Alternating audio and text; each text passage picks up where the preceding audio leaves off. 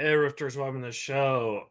Subscribe, rate, review, tell a friend, um, tell an enemy, tell somebody, tell your therapist, tell your doctor, tell your Starbucks lady at the Starbucks, tell your manager, tell your boss, tell your father, tell your sister, tell your brother, tell they, them people, tell anybody and everybody.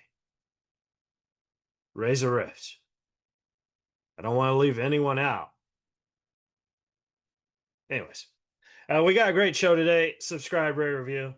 I'm very excited. This is an actor, comedian, rapper. You can hear him on the new TV show or old TV show that's just been brought back, King of the Hill, which is now out on the streaming. Anthony Citric Campos will be here via Zoom. So enjoy. From Hollywood, California, welcome to Reza Rifts with your host, Keith Reza. Hey, Anthony, how are you, bud? All right, how you doing? Can you hear me? Yeah, definitely. Whoa, you got the full podcast studio behind you. Yeah, man. What is this? I had to do a little home setup here at the house because sometimes they'll do podcast interviews or sometimes I get to do voiceovers for other stuff from home. Oh, okay. So it's more of a because my thing is like I am professional, Anthony. I have it all set up, but my microphone it's not hanging like that. It's connected to my so like I'll show you. I got one. But holy Lord. But no, that's probably better for voiceovers because you could probably just read your lines and like okay, cool. It's easier to adjust the mic, I can move it around any way I want. Yeah. Well, hey man, it's good to meet you, pal. Likewise, bro. Yeah. So I wanted to ask you before we already started, but before we deep dive into your career, do you prefer to go by Anthony or Citric? Because I personally love Anthony. Yeah, Anthony's fine. Yeah. Oh, okay. But I also love Citric. Yeah. Yeah, I tell people, whatever, how you want, I don't, as long as it's not collect call, Yeah. But we should talk about the nickname Citric because I don't know if a lot of people know this, but it's a form of acid which is in everything.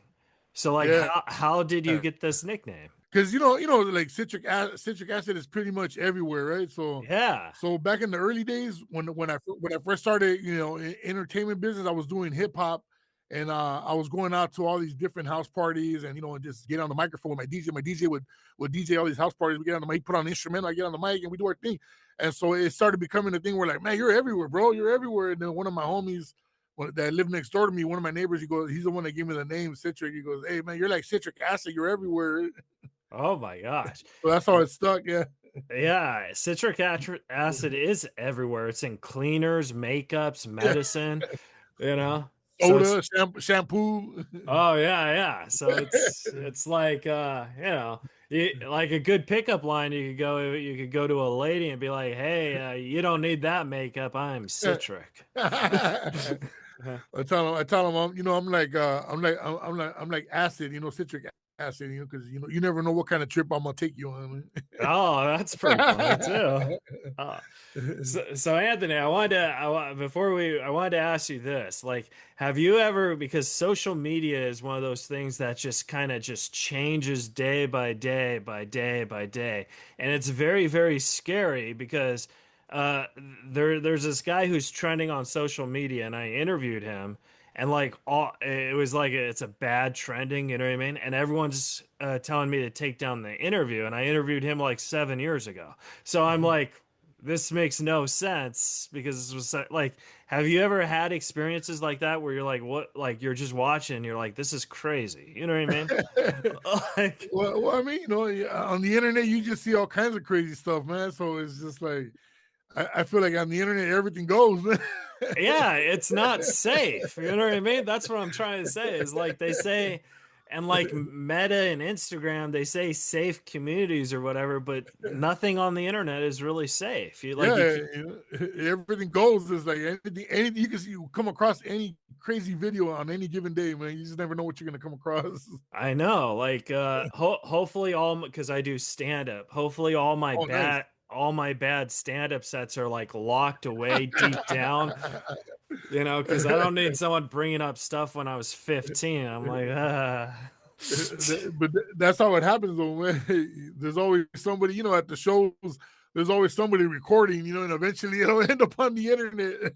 Oh yeah. But that's been like a thing, like the past, I would say probably a year before the pandemic, where because when you do stand up too, so that Yeah. like clubs say no recording, blah, blah, blah. Yeah. But there's always someone recording. So you have to Yeah. think, is it an audience member releasing it, or is it the comedian hoping for the audience members to share Yeah. it? You know I what I mean, mean? a lot of times it's the people, because Yeah. I come across a lot of videos that I see from like older shows, old friends of mine that are comedians, and I come across them, and then I'll send it to them. Hey, did you see this video? Goes, nah, I didn't even know it was up there. Yeah. And it's usually like those shows, because at the comedy clubs it's different. You go to a comedy club, for sure, they see you out with your phone, they're gonna tell you to shut it down, or or you can't record. And usually it's like the bar shows, restaurant shows, stuff like that, where people could get away with filming in a little corner somewhere. Yeah, because no one at a restaurant's gonna stop you. Yeah, exactly. Because Yeah. I've noticed that restaurant gigs or bar gigs, they say they care about comedy, but they really just care about selling drinks and shit. You know what I mean? Yeah. That's where they make their money. They're trying to selling drinks and food. Yeah. But a comedy club doesn't care. They'd kick you out and be like, Yeah, ah, exactly. yeah. Yeah, they're not letting that fly, man. Yeah, Yeah. they take that real serious. Yeah. And then like casinos and theaters, I would say they kind of don't care either, because they're like, we'll see him in 10 years. You know what I Yeah, mean? yeah, yeah. That's real talk, man. Yeah, I'm pretty no filter, man. Like I don't really care what I like, because I figure like my career, ever since, because I toured with Norm Macdonald, so like Oh, nice. whenever he died, my career's kind of just been on the downhaul. You know what I mean?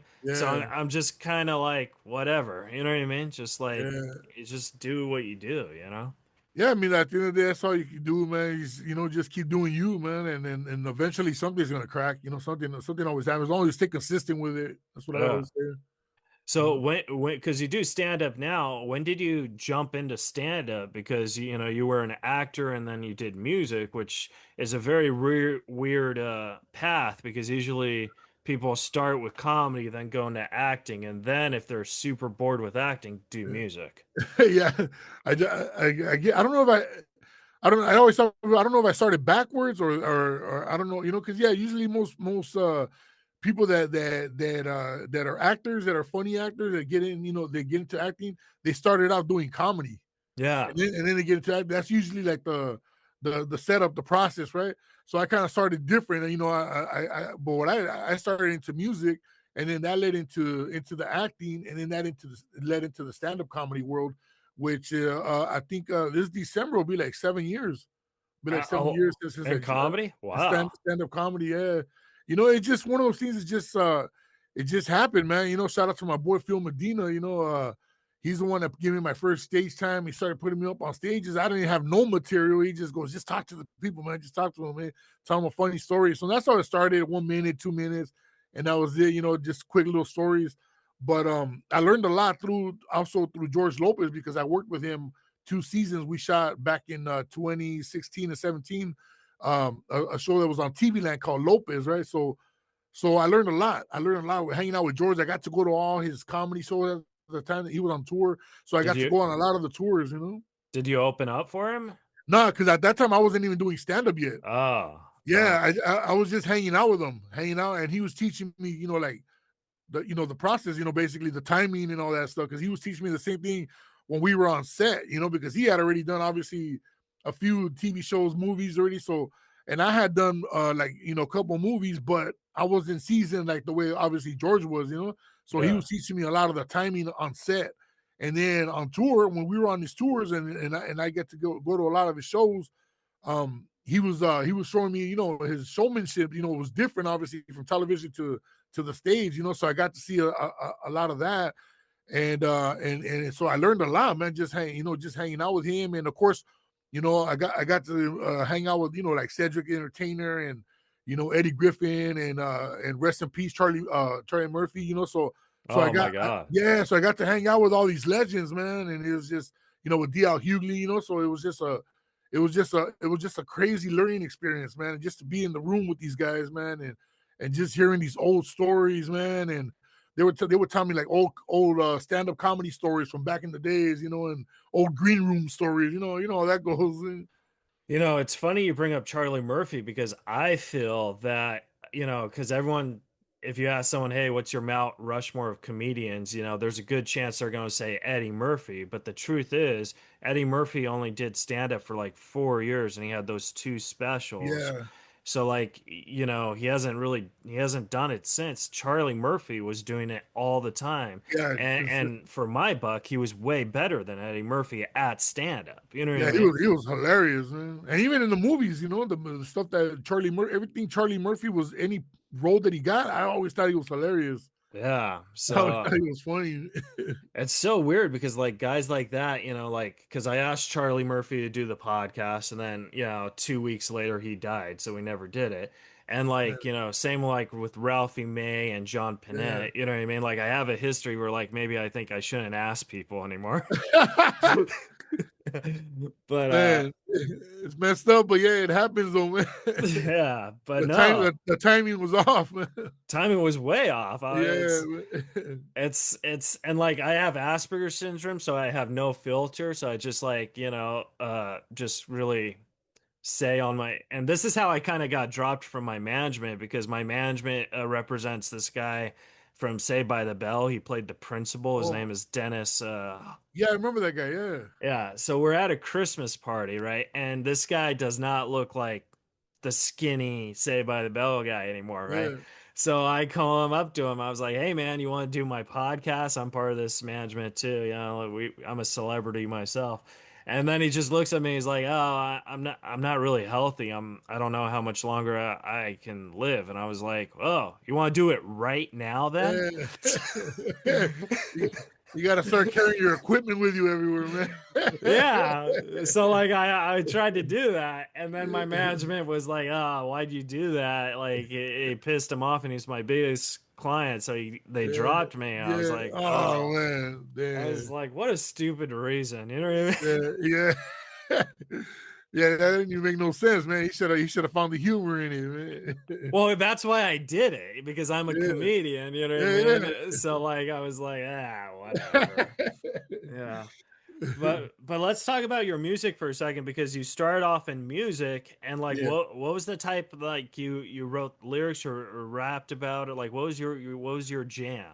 Yeah, basically I was a rapper, so I was writing lyrics, and I was doing straight English in the beginning, and then shortly after, I started getting into rapping. I started trying it in Spanish. Oh, nice. Yeah, mixing it up, Spanglish. We call it Spanglish, and then down as it was evolving. The music career was evolving too, and we were doing more stuff, and we ended up getting down the line. We ended up getting a record deal for an all Spanish record.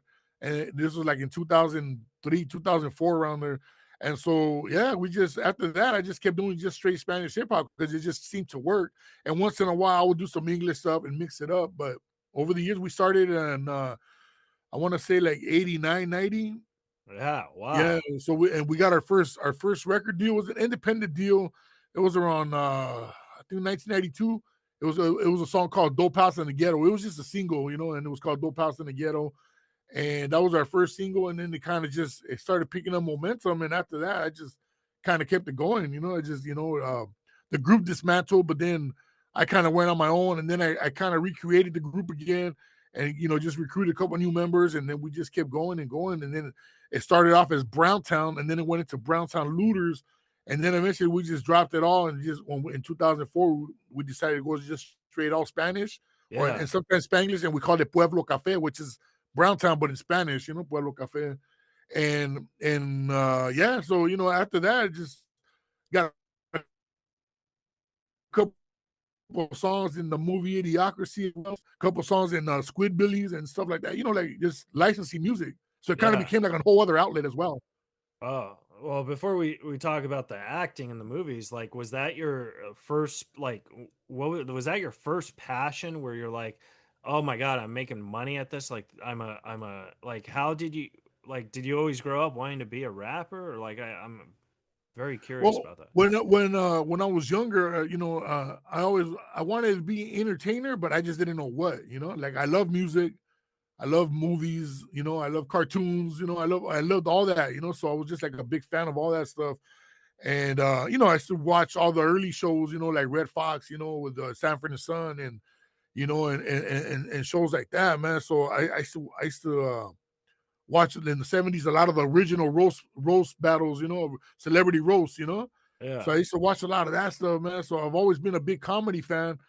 And in school, I was always just messing around all the time. I was getting in trouble. My mom was getting called all the time because I was being a class clown. That's what they labeled me. So I was always disrupting the class. So my mom says that when I was a youngster, since I was a little kid, I always wanted to get entertainment. I just didn't know how or what. She didn't know anybody. She didn't know any connect. She worked long hours. She didn't know anybody in the business.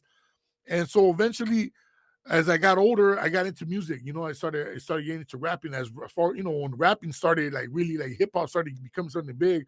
And then we started seeing like Latino rappers like Meloman Ace and Kid Frost. Them, those guys are the early pioneers in Latino rap. That gave everybody else hope, So then that's when I said, I'm gonna go full force with this, because I was just writing lyrics, but I didn't even know, like, where was they gonna go? What was I gonna do with it? I was just writing stuff, and Right. then eventually, I ended up meeting these guys that we ended up hanging out. We started clicking up. One of the guys that became my DJ, it was his garage, so he had the turntables and he had the tape decks. He had a old school setup, but it worked for what we were trying to do at the time. And we were just, everybody get on the mic, and it was just like 5 MCs and a DJ, and we would just get on the mic, and Yeah. everybody like spit. Hey, what you write? What did you write this week? Oh, I wrote this. And spit it out. Boom. So we had no structure to nothing. We were just spitting rhymes, and my DJ was just with 2 records, just going back and forth, and that's what it was, man. And then little by little, we decided we got to get serious with this, and we gotta bang out some demos, man. And try to shop it around and see if we can get some kind of deal or something. And then next thing you know, we ended up getting in the studio. We had a little bit of money put together, so we got a nice recording studio, and we shot our first couple demos, man. And then we started shopping, and next thing you know, we got picked up by an independent label. Whoa, that's so Yeah, cool. they Yeah. kind of did us dirty, but that's just what it is, man. Well, that's the business of that's, Hollywood. that's just the business, man. People don't realize it, Yeah. but 90% of the deals in Hollywood are dirty. Yeah, Like, and then we were new to the game, so we had no representation, no nothing. So they took advantage of us. yeah. They saw us coming a mile away. But no, it's so funny that you were the class clown. I mean, Yeah. I was a class clown too. What they call that now, though, is your child has ADHD. Yeah. They don't like the word clown, Yeah, they don't like to use the word clown anymore. Yeah. But no, that explains why you're so prepared on the podcast, so that you have your own equipment, because you learned from the music guys. Yeah. Always have it with Yeah. you. Yeah, no, well, because see, what happened is that as the years went on, and back in the early 90s, studio time was just super expensive. Now, anybody can have a recording studio at their house now. It don't take a lot, other than space and a couple of little things here and there, Yeah. But studio time was so expensive that I got to a point where I ended up going to audio engineer school. So I learned how to audio engineer. And then after that, I ended up getting my own equipment. So for years, I was recording records out of my bedroom. I was recording albums out of my bedroom, because then I go, man, it's getting, and people were tripping out because they're like, dude, you recording this in your bedroom? Yeah. It's That's just, I go, smart, it's just the thing is that a lot of people don't know how to work the equipment they have. yeah. You got to learn how to work your equipment. You got to learn about sound and all this other stuff, and what sounds right, and so I was getting like some real nice sounding recordings out of my bedroom, and people would trip out. Oh, that is like so smart. Like I mean, I don't know if I'd study engineering, but if I could go back to school, I'd probably study marketing just to help me Yeah, sell tickets more or yeah, whatever. exactly. Yeah. But I feel like that's something. I mean, kudos to you that you knew to do that, because I know to do that 20 years later. I mean, Hey, but it's never too late to start, man. It's never yeah. too late. I gotta take a 101 class on how to market. I'm the worst marketer. I just tweet it and hope someone sees it. Yeah, You know what I I- mean? I'm I'm the same way, man. When it comes Uh, to marketing. Original slogan. Hope Yeah. someone sees it. So then you met Mike Judge, and he kind of changed your life in a way. So like, how was that Yeah. story? So getting to 2004, I think it was it 2004 or 2005, I believe. Somewhere around there is where I met Mike. So Hmm. I get this call from a friend of mine that runs a website called brownpride.com at the time. His name is Sal Rojas, and he was running that website. And so it was just a website about Latinos and hip hop, rock, just from all over the world, Latinos. It was dedicated to that. So everybody had their own little page on there. It's kind of like a Facebook, MySpace, type of thing. But that was way before social media. So the people from the movie Idiocracy reached out to him and they asked him, goes, hey, they saw my mug on there and they came across my profile and they asked, how can we get a hold of this guy? We wanted to see if he's interested in coming in for a reading for a Mike Judge film we're working on. And he goes, well, just give me all your info and I'll relate it to him.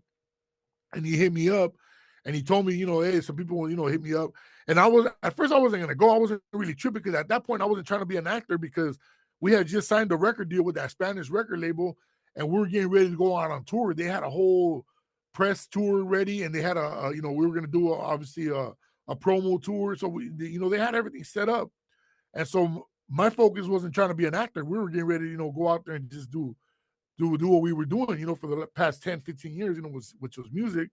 And so I ended up going. I went and I met the casting directors and the people there, and they thought I was great. They liked it. And then a couple of days later, I get a call, and then they say, "Hey, Mike Judge saw your video and he thought you were funny, and he wants to come in town. He's coming into town in a couple of weeks, and he wants to have a reading with you. You want to come back Yeah. in? If you could come back in and someone with Mike, and it's having the reading." And I was like, yeah, cool. So they set it up. Mike comes in a couple weeks later into town, because all the casting was done in LA, but he was living in Texas at the time. Comes in, I meet him, and obviously I already knew who he was, Beavis and Butthead, and he already had that going, he had King of the Hill going already. And so we met and we chopped it up and we just hit it off real good. And he had me read for like 3 other or 4 other different characters. And then he had me read for the Secretary of Defense for Idiocracy, as well. And so I didn't know what character I was going to get at the time, but I get a call like 2-3 months later, and then they call me up, and the casting department calls me up. And they go, "Hey, you got the job?" And I go, "What job?" For the film you auditioned for, the Mike Judge film. I'm like, "Oh, that film. Oh, yeah, yeah." So and so I was just like, I was like, it didn't hit me till after like later on that evening. It hit me like, oh man, yeah, I'm gonna be in the movie, So Yeah. I was just like tripping out. I didn't know what to expect because I had never. That was my first time auditioning like that.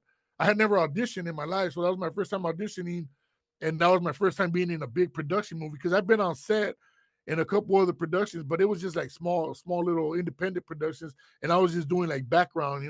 Yeah. And Yeah. I just got in there, like because somebody goes, "Hey man, we need a couple of big looking, gangster looking fools in the background, and you down to work. It pays like $75 for the day." I say, "Yeah, let's do it." So Did you say after I'm done being a gangster at my other job? Like yeah, yeah. but talk about that You feeling. gotta leave you from being gangster once go gangster on another side. But talk about that feeling, because you said it that you didn't want to go, but then something inside you just said, "Hey, okay, I'm gonna go." Like, what was that feeling like? Where like you decide, "Okay, I'm gonna do it," like, because that's a magical feeling a lot of people don't understand that you should always trust your gut and not necessarily your heart. Yeah. Yeah.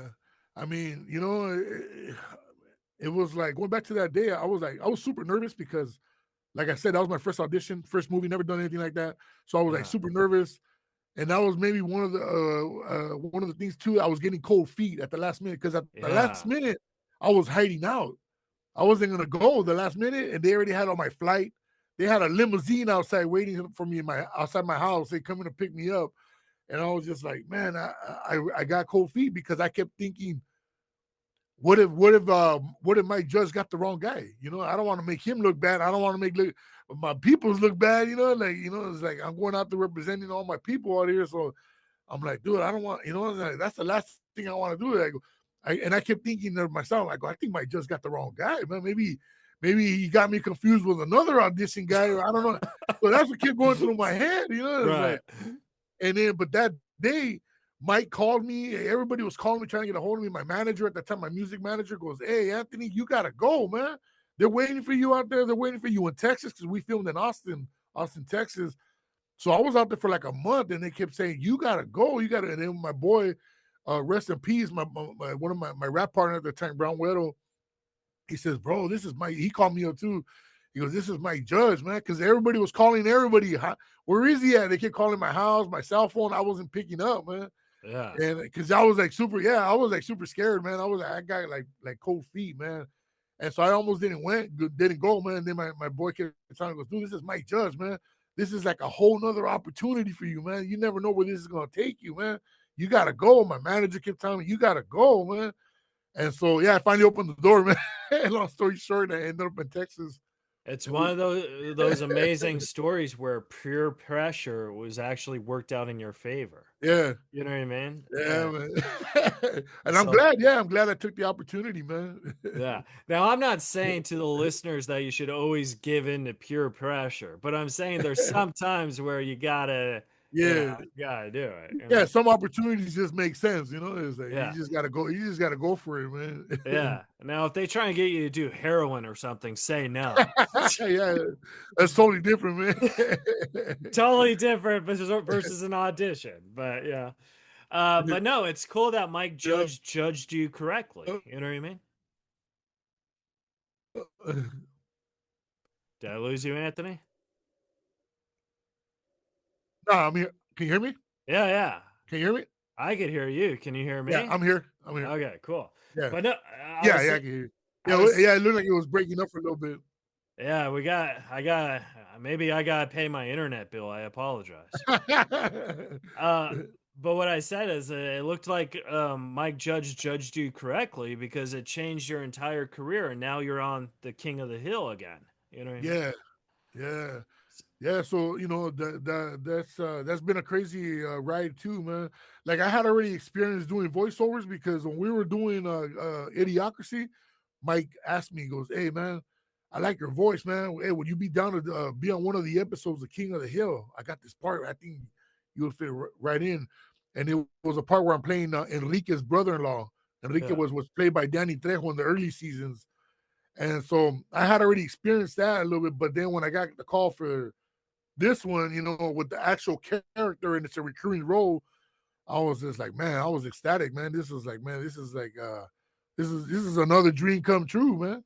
You know Yeah. what I'm saying? There's another Were, dream come true to be able to do voiceovers. were you like, bring on the cheddar? Yeah.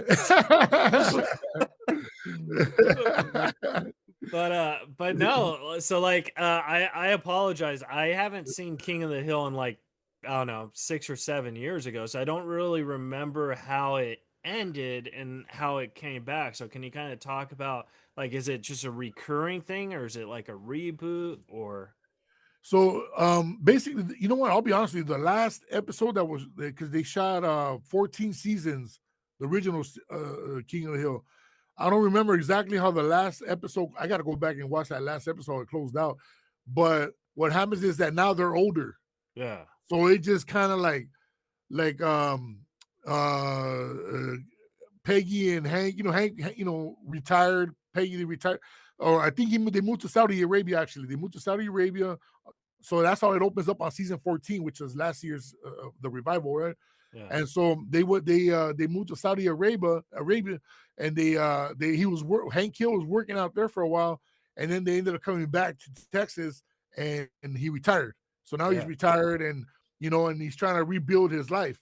But now they're all older. Bobby's like 20, 21, something like that. He's co-owner of the restaurant where I work at with him, So I'm like, so I'm for 20 years old. Wow. Yeah, he's like 20, 21. So so him and Chain, they opened up a Japanese German infused restaurant, So and I'm the sous chef in there. It doesn't matter as long as you got that cheddar. Yeah.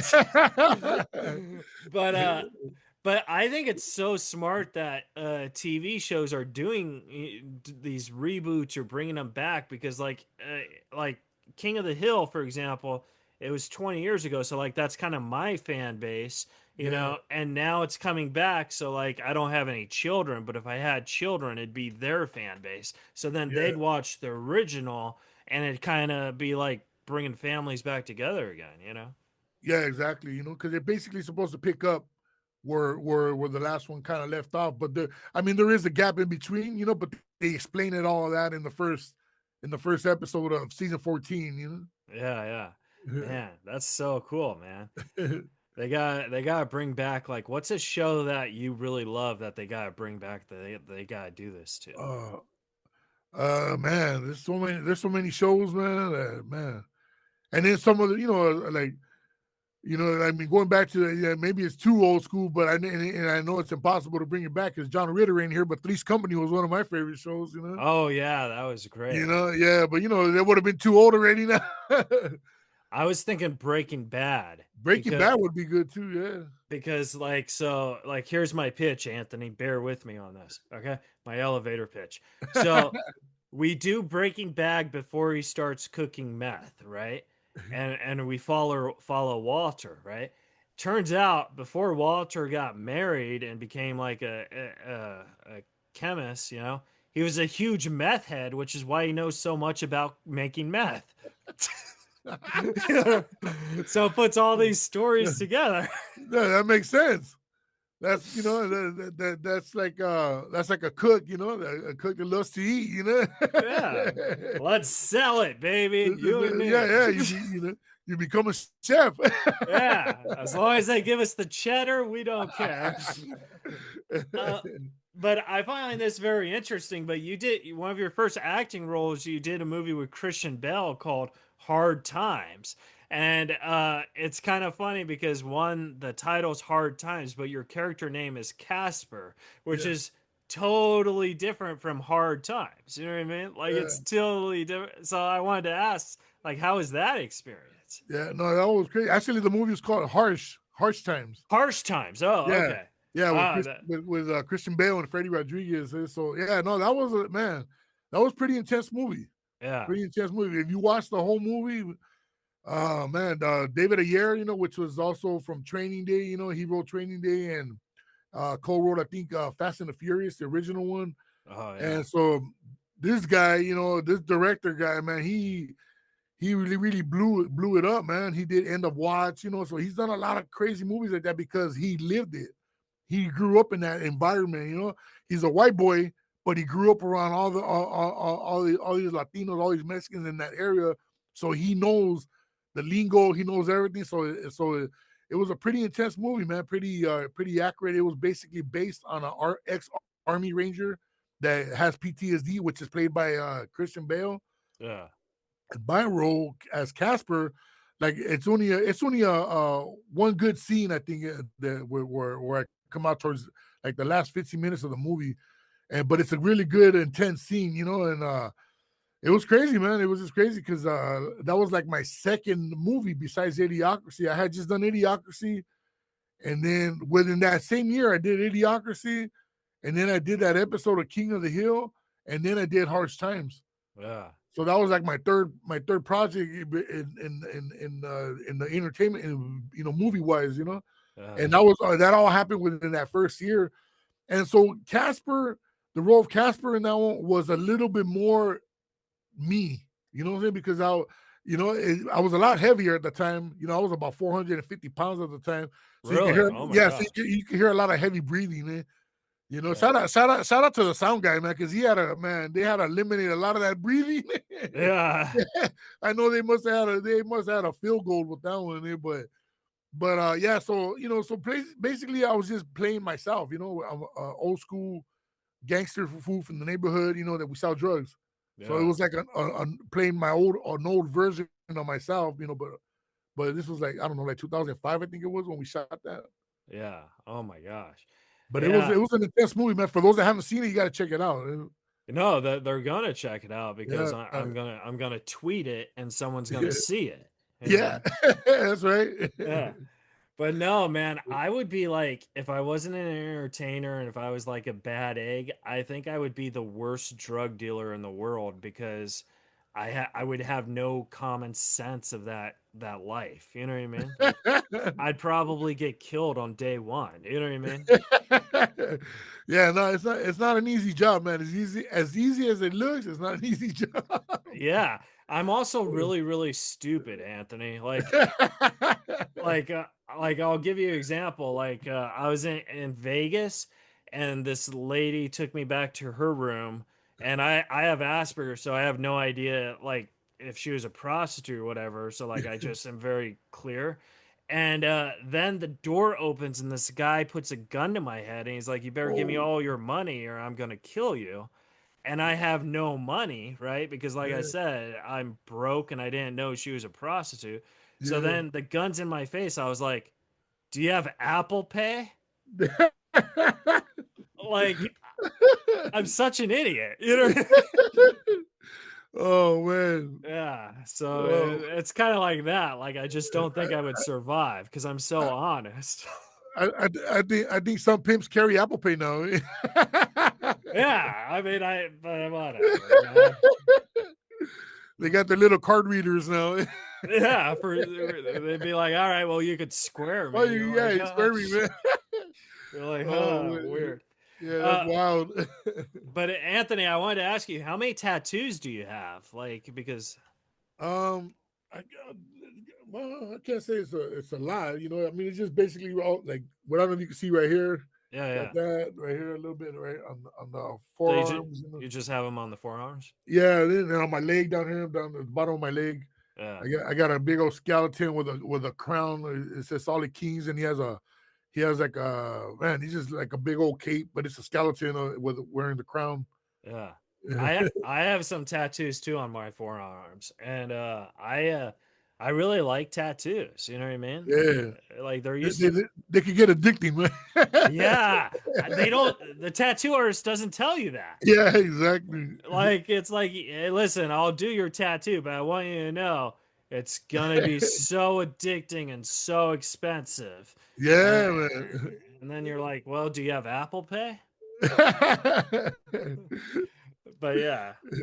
But so I have three more questions for you because I want to respect your time. But I wanted to ask you like what is your biggest fear as like because you're a comedian now and you're acting, do you have any fears when you're doing a set or a scene, and how do you overcome those fears?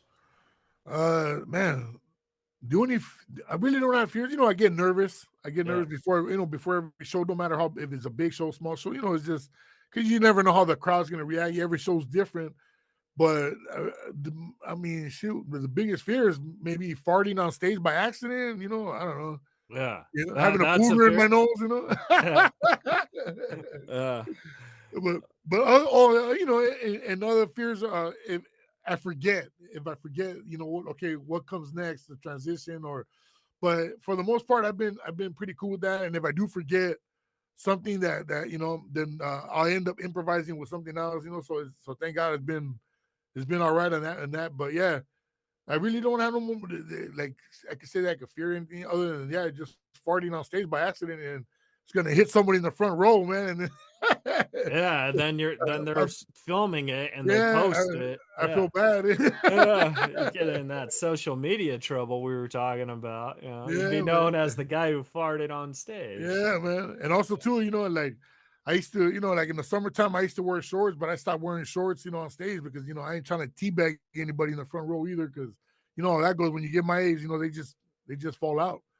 It's so interesting because maybe like, I don't know, 8 or 9 years ago, I've never really worn shorts on stage, but like I've never really thought it was unprofessional until a comic made a joke about it 8 or 9 years ago, and then it was like I never thought about it, but now that he said it, I was like, oh, I get it now. Yeah. You know what I mean? Yeah. Because maybe when I was an open mic or whatever, and maybe I wore shorts, but I never really put the two and two together. You know? Yeah, man. But yeah, no, that's why I just wear pants all the time. Yeah. But why is that so bad? Like, I mean, what if you like wearing shorts? What's wrong with that? I guess it depends where you're at too, Yeah. Depends on where you're at, and the humidity, the Yeah, like if weather, you're in, if it's too hot, like what are you gonna do? if you're in Texas, you want to wear shorts. Yeah, You know what I mean? I'd be like, hey man, be lucky I didn't come out in my boxers because that would have been a whole other ugly situation. Then it would be trending again as the guy who came out with boxers. Yeah, like rubber ducks on the boxers. It was like, man, that's all bad. Now, this next question has nothing to do with you, but I want to ask your opinion. So, I was watching a documentary about the world wonders of the world. And one of the things they brought up is like the pyramids in Egypt and stuff and how they were built and stuff. And the truth is we have ideas, but we really don't know how these were built. And I wanted to ask you, Citric, in your opinion, how were these things built? Oh man, that's a good one because shoot, I have that same question too. It's like there's so many theories, man. Some people say aliens helped, so because yeah, you think about those big old blocks, but then again, I know they had good engineering, even though it wasn't modern engineering, but I know they had ways to do things. So man, my greatest guess would have to be, hey man, aliens helped.